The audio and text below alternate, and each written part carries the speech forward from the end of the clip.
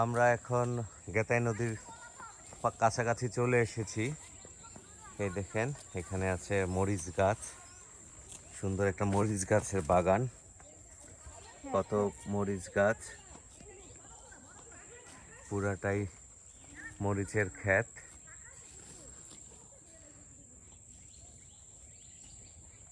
চমৎকার একটি জায়গা। ওখানে আরেকজনের বেগুন লুট হচ্ছে। গলাচিপার লোকজন যখনই এখানে আসে, আশেপাশে যাদের যা পায় সেগুলি নিজের মনে করে নিয়ে যায়। এখানে মরিচ আছে, আমার ধারণা যদি তারা এসে মরিচ গাছগুলি দেখে, এগুলির উপরেও হামলে পড়বে। নট হামলা, হামলে পড়বে। আপনারা দেখতে পাচ্ছেন, উনি ফুল নিয়ে এসেছেন, নিজের গ্রামে এসেছেন তো মাস্তানি বেড়ে গেছে। আসলে এখানে কিন্তু এটা একদম বিকেলবেলা যদিও পুরা জঙ্গলের মতো লাগতেছে। দেখেন জায়গাটা চমৎকার। আসলে আমি যেখানে আসলে যেটা যেতে চাচ্ছি, এর আগের বার যখন আমি এসেছিলাম তখন আয়ানের নানি বেঁচে ছিল। আসলে উনি আমাকে এই গেতাই নদীর পাড়টা দেখিয়েছিল। দেখেন কি সুন্দর একটা দৃশ্য। এখানে একটা গরু বড় ডিস্টার্ব করতেছে, সে যাচ্ছে না, তাকে আগে সরাতে হবে।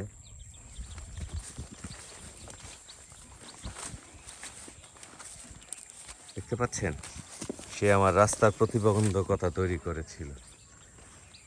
কি সুন্দর দৃশ্যটা দেখেন, সূর্যাস্তের সময় হয়ে এসেছে, অসম্ভব সুন্দর একটা ভিউ। এখানে না আসলে আসলে বুঝাই যেত না। এখানে ছোট্ট একটা কি বলবো, বৃষ্টির পানি জমে আছে। এটা আসলে খালও না, সরি খাল তো নাই, পুকুরও না। আমরা ধীরে ধীরে যাচ্ছি গেতাই নদীর দিকে। এদিকে পুরাই চাষাবাদ হচ্ছে, যতদূর দেখা যায় কৃষকরা চাষ করতেছে। আমরা যদি দেখি, ভ্যাল, এটাকে বলে ভ্যাল, ভ্যাল দিয়ে এই গেতাই নদীতে মাছ ধরে। সেই গান, একবার যেতে দে না আমার ছোট্ট সোনার গা। আসলে এই গ্রাম খুবই সুন্দর। দেখেন এখানে গাছ লাগিয়েছে, ধান গাছ, গাছের ফাঁকে সূর্যাস্তের চমৎকার সুন্দর একটা দৃশ্য। আমার মনে আছে গতবার যখন আমি এখানে এসেছিলাম, আমি এই গেতাই নদী লাফ দিয়ে পার হয়েছিলাম, তখন ছিল মরা নদী। কিন্তু আপনারা জানেন এবার সারা বাংলাদেশে বন্যা হয়েছে। আমাদের পার্শ্ববর্তী দেশ, তারা তাদের আসামের সুইচ গেট খুলে দিয়েছে। আমাদের দেশ বন্যায় পুরোটাই ভরে গিয়েছিল। ওই দিক দিয়ে তিস্তা খুলে দিয়েছিল। সেই কারণে, বন্যার কারণে এখন হয়তো আমাদের এই নদীতে একটু পানি আছে। বাট আমার আগের ভিডিওতে আপনাকে দেখেছেন যে গেতাই নদীতে তখন পানি ছিল না, আমি কিন্তু লাফ দিয়ে পার হয়েছিলাম। সুন্দর বাঁশঝাড়, কিছু পাখিও আছে, চমৎকার।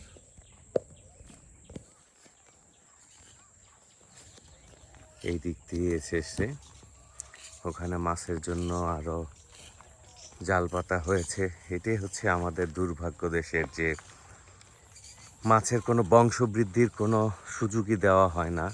এখানে ছোট্ট একটা নদী, যেটা নদী নাই বললেই হয়, নালার মতো একসময় উত্তাল গেতাই নদী ছিল। সেইখানে এখন মাছ ধরার জন্য ওইখানে 2টা ভ্যাল, পিছনে আমি দেখিয়েছি আরও একটা ভ্যাল, অভাব ছিল না। এই গেতাই নদীর মাঝখানে দেখেন ঘাসের মতো হয়ে গিয়েছে। মাঝখানে আপনারা যদি দেখেন যে মাটিও আছে, তার মানে এই বন্যার সময়ও এখানে একটু পানি এসেছে। সামনে যদি তাকাই, ওখানে কচুরিও আছে। আমি আসলে ওখানে যেতে পারতেছি না, জায়গাটা যাওয়ার মতো অবস্থায় নেই। আপনি দেখতে পাচ্ছেন যে ওখানে কিন্তু কচুরি আছে এবং ওখান থেকে নদীটা আরো বড়।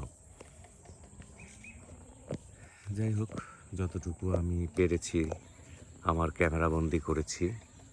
এখানে সুন্দর কিছু গাছও আছে, ঘাস কাটতেছে।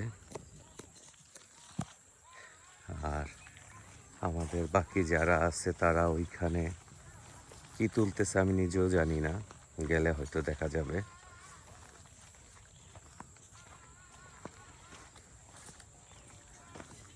এই ছিল গেতাই নদীর পাড় থেকে সুন্দর একটা আকাশে মেঘের কি বলে এটাকে, আনাগোনা, বাট রোদ নেই, সূর্যাস্তের সময়। ওইখানে একটা ছোট্ট ভ্যাল পাতা আছে মাছ ধরার জন্য। আমি আপনাদের যেটা বলেছিলাম যে আমাদের যতটুকু না মাছ আছে তার চেয়ে বেশি ধরার লোক আছে। নদীতে যদি মাছ থাকে 1000, ধরার লোক আছে 5000। তাই বংশবৃদ্ধির কোনো সুযোগই নেই। আপনারা দেখতে পাচ্ছেন যে আমাদের সাথে যারা আছে, মেজুবাবি, লাবণী, শায়ান, ঝিল্লি, ওরা সবাই ওইখানে বেগুন তুলতেছে। আরেকজনের বেগুন ক্ষেত নিজের মনে করে তারা বেগুন আহরণ করতেছে। এই ছিল এইবারের গেতাই নদীর পাড় থেকে। আমরা নতুন কিছু সংযোজন করতে পারলে আপনাদের আবারও দেখাবো। রোয়াইলবাড়ি আমতলী ইউনিয়নের গেতাই নদীর পাড় থেকে। এই সেই গেতাই নদী।